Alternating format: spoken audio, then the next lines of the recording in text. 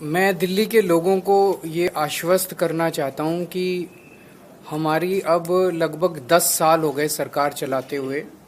और आप लोगों ने देखा होगा कि पहले 9 साल में आपको किसी भी तरह की हमने तकलीफ नहीं आने दी, चाहे वो सड़कें हों, चाहे वो अस्पतालों का वो हो, बिजली हो, हर तरह की सुविधा हमने दिल्ली के लोगों को देने की कोशिश की।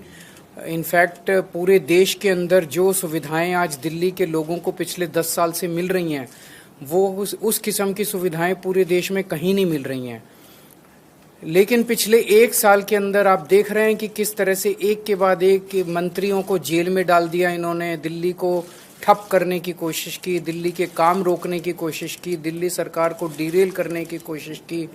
उसके बावजूद भी हम लगे हुए हैं, हम डटे हुए हैं। अब मैं बाहर आ गया हूं और जितने भी रुके हुए काम थे और जो जो तकलीफ़ें और समस्याएं लोगों को हैं, मैं उनको आश्वस्त करना चाहता हूं। उन सब की तरफ हम लोग अब ध्यान दे रहे हैं और आपकी समस्याओं का निवारण करना हमारा फ़र्ज़ है। मुझे पता चला है कि दवाइयों की कमी बहुत ज़्यादा हो रही है अस्पतालों में और मोहल्ला क्लिनिक में। इन लोगों ने दवाइयाँ बंद कर दी। इन लोगों ने अस्पतालों में और मोहल्ला क्लिनिक में जो फ्री टेस्ट होते थे वो बंद कर दिए।